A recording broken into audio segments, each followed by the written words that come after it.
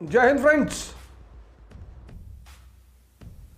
Sir सीखने की कोई उम्र नहीं होती सर, जिस दिन आप डिसाइड कर लोगे उसी दिन सीखोगे आप। इब्राहिम बड़ा फेमस बादशाह हुआ, मुस्लिम बादशाह इब्राहिम। तो जो भी उसके दरबार में आता था वो सर झुकाता था। तो उसके वजीर ने एक बार कहा कि सरकार आप सबके सामने सर क्यों झुकाते हैं, आप बादशाह हैं सरकार। तो उसने अपने वजीर से कहा कि जाओ मैं तुम्हें बताऊंगा किसी दिन कि मैं क्यों झुकाता हूं।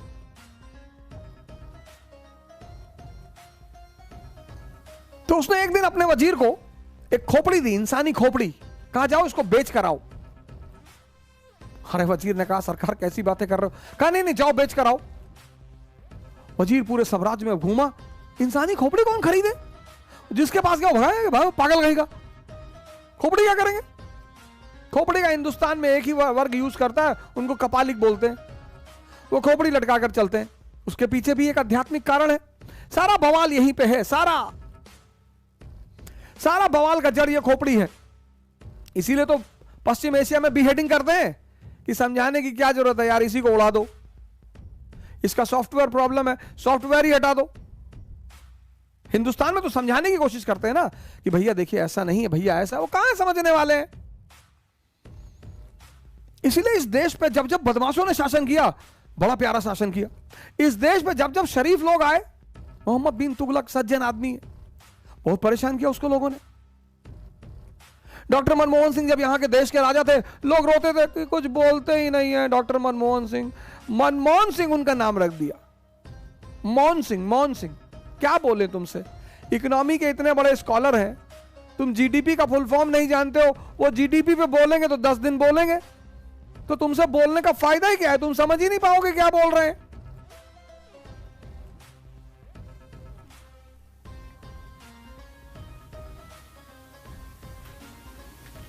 नेहरू को समझने के लिए उसकी पॉलिसी पढ़नी पड़ेगी ना, non aligned movement, tribal policy of Nehru, Kashmir, पढ़ना पड़ेगा ना सब। यहां पढ़ने का कहां टाइम है, तो नेताओं की करने लगते हैं।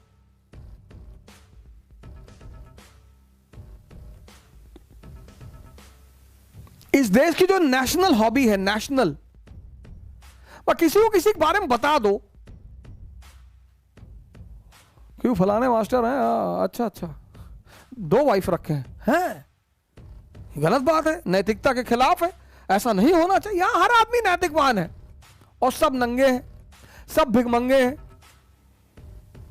इस देश के लोगों को हर व्यक्ति के बारे में वो चीजें पता है जो वो लोग कहते हैं आगे, अरे हम सब जानते हैं इनके बारे में, इनका घर का ये चप्पा जानते हैं, तो क्या बिगाड़ लिए जानकर।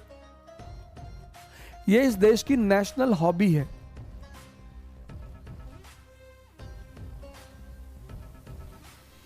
यहां दूसरे की पैंट फटी हो ना तो बड़ा मजा आता है, अपनी चाहे गायब ही हो, अपनी चाहे पैंट ही ना हो, नंगे घूम रहे हैं।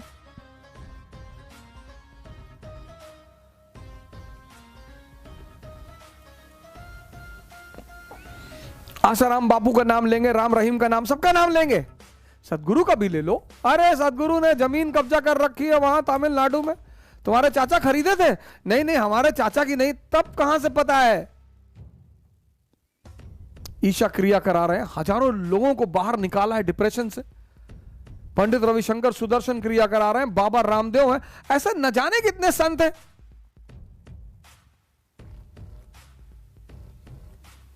इस देश के लोगों को अपनी संस्कृति का मजाक उड़ाने में अब सभी योगा करना चाहते हैं। अच्छा भैया वो कपालभाति में पूरी सांस एक बार में अंदर लेनी है, नहीं किडनी निकाल कर बाहर रखनी है। भैया आपने हमें वीडियो नहीं भेजा, वो वाला भस्त्रिका वाला कैसे करना है। भैया सांस खींच नहीं पा रहे हैं। जब पहले मैं कहता था योगा करो, क्या you are talking about traditional things, this is not traditional. आप सब योगा करना चाहते हैं, आप सब प्राणायाम करना चाहते हैं, आप सब आयुर्वेदिक, अब अपने घर में तुलसी, पता नहीं कौन कौन सा पेड़ घर में लगा दिया, कैक्टस लगाए बैठे हैं घर में। मैं अपने एक दोस्त के घर गया, उनके घर में कई तरह के कैक्टस लगे हुए थे। मैंने कहा सोते हो क्या इस पे। नहीं सिंबल ऑफ व्हाट? अबे डेजर्ट का प्लांट है। किस चीज का सिंबल है? इतनी बुद्धि मर गई तुम्हारी, एलोवेरा लगा लो। चलो तुलसी, तुलसी we are not traditional people. ओह अच्छा अच्छा अच्छा अच्छा। जब घरों में लोग कैक्टस लगाने लगे, इतना प्यारा पौधा है तुलसी,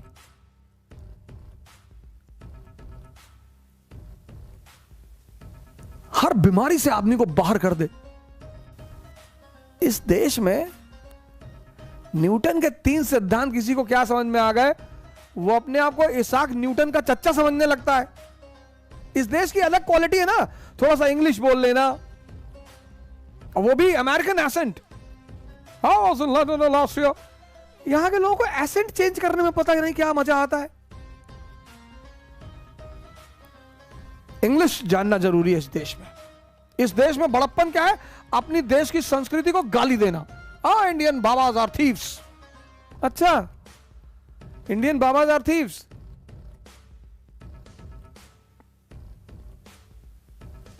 अभी भगाए जाओगे ना पूरी दुनिया में, तो यहीं आओगे वापस।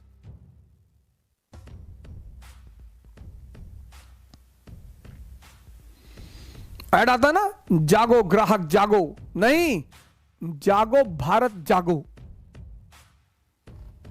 चुनौतियां आती ही हैं व्यक्ति को जगाने के लिए। मस्त रहो, इसको खोलो, दिमाग को कनेक्ट करो, जोड़ो, समझो।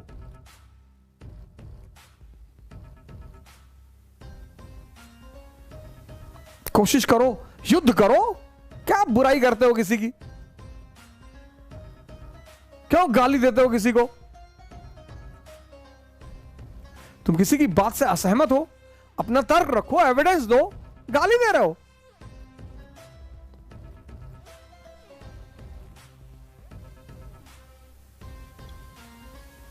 पॉजिटिविटी फैलाओ। कैसे फैलाएंगे? सीखा तो है नहीं। 1 अरब 30 करोड़ का देश जिसमें युवा जनसंख्या सबसे ज्यादा है, वो पॉजिटिविटी के लिए परेशान है।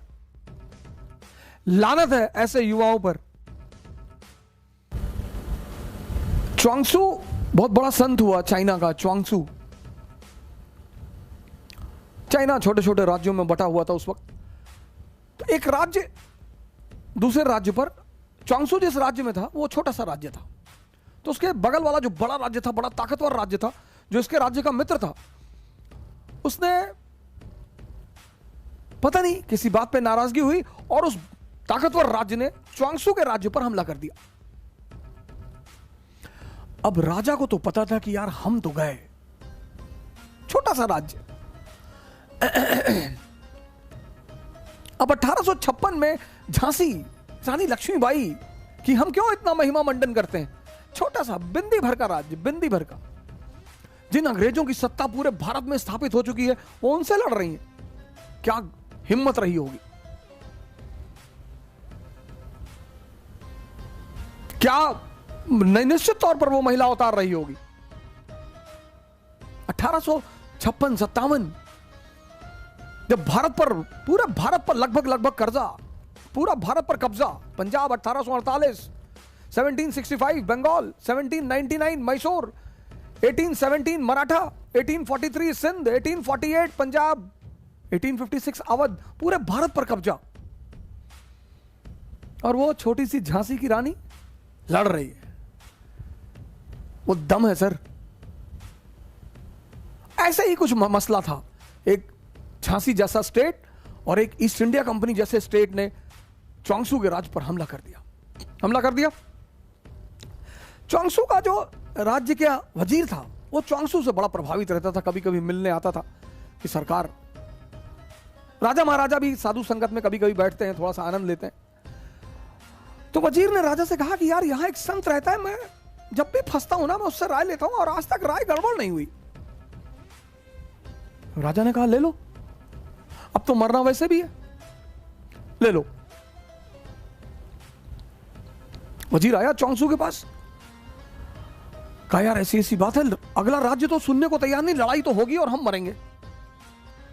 च्वांगसू एक मंदिर में रहता था, तो उसने राजा से कहा कि सुनो, इस मंदिर का जो देवता है वो मुझसे बात करता है, कल आना। और मुझसे वो रात में ही अकेले में बात करता है, कल आना, कल पूछ के बता दूंगा कि तुम्हारा क्या होगा। ठीक। दूसरे दिन वो वजीर आया मिलने, च्वांगसू ने कहा जाओ, विजय तुम्हारी ही होगी। और इस भगवान ने मुझसे आज तक जो जो कहा कभी कुछ टला नहीं, और अगर ये टल गया तो तुम मुझे सजाए मौत दे देना।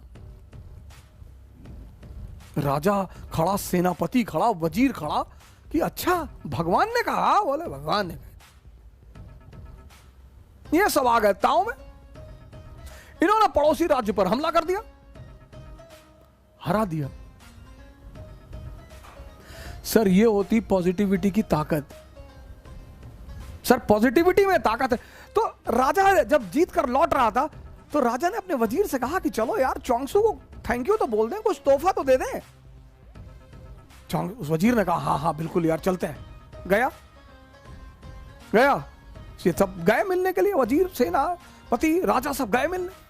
बुलाया च्वांगसू को कि सरकार हम जीत गए। हाँ बोले जीत गए तो हमें क्यों बताने आए हो, जाओ यहां से। अरे बोले नहीं सरकार आपको धन्यवाद कहने आए। बोले हमें काहे का धन्यवाद कहने आए हो, लड़े तुम, मेहनत तुमने की, हमें क्यों धन्यवाद कहने आए हो। अरे बोले आपको धन्यवाद कह दें, इस मंदिर के भगवान को धन्यवाद कह दें। बोले मंदिर में कोई भगवान नहीं है, ये तो मेरी आदत है, मैं उसका नाम लेकर कह देता हूं। वो तो तुम जीत गए, तुम्हारी किस्मत। सर ये है पॉजिटिविटी की ताकत। और ये ऐतिहासिक घटना सुनिए, 1789 फ्रेंच रेवोल्यूशन, 1789 फ्रेंच रेवोल्यूशन, जबरदस्त रेवोल्यूशन। और 1781 financial bankruptcy, financial bankruptcy. Sir check करिएगा fact, 1799 French revolution, 1781 financial bankruptcy France.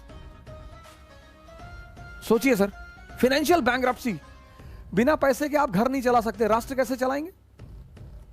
1789 French revolution, political anarchy, economic anarchy. Austria declared war on France. सोचिए सिचुएशन देखिए, Austria declared war, Austria declared war on France. Austria ने France पर हमला कर दिया। Situation देखिए sir, घर में आग लगी है, पड़ोसी ने हमला कर दिया। सर ये हमारे साथ भी हो सकता है सर। घर में आग लगी है सर, पैसा नहीं है, राजनीति का स्थिरता। लुई 16 को बंदी बना लिया गया सर, और उसी में एक आदमी को 1797 में आर्मी का कमांडर बनाया जाता है, commander in chief Napoleon. Army depressed, surrendered. Sir 3 general already resign कर चुके हैं सर, उसको कमांडर बना दिया जाता है ऐसी आर्मी का, कमांडर इन चीफ। आपकी तरह हमारी तरह मिडिल क्लास का आदमी, अपॉर्चुनिटी मिल गई। He goes to the army and he says to the army कि I am the son of God, blessed son of God, blessed। मैं भगवान का आशीर्वाद दिया हुआ बेटा हूं, मैं ना हारूंगा। बोला मैं हारने के लिए पैदा ही नहीं हुआ। आर्मी तो ताव में आ गई कि अरे ये भगवान का आशीर्वाद दिया हुआ बेटा है।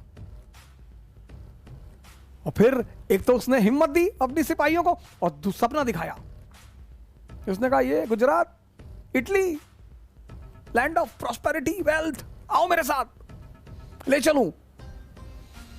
तुम खाने बगैर मर रहे हो ना, तुम्हारे पास खाना नहीं है ना, आओ आओ चलो। अरे सेना तो आ गई ताव में, कूद गए इन लोगों ने, ऑस्ट्रिया की गर्दन पकड़ ली, हरा दिया ऑस्ट्रिया को। ट्रीटी ऑफ कैंपो फोर्मियो 1797, पढ़ना सर आज विकिपीडिया में डालकर, सलाम करोगे नेपोलियन को सर। ये होती है पॉजिटिविटी। तुम कहते हो पॉजिटिविटी फैलाने से क्या होगा,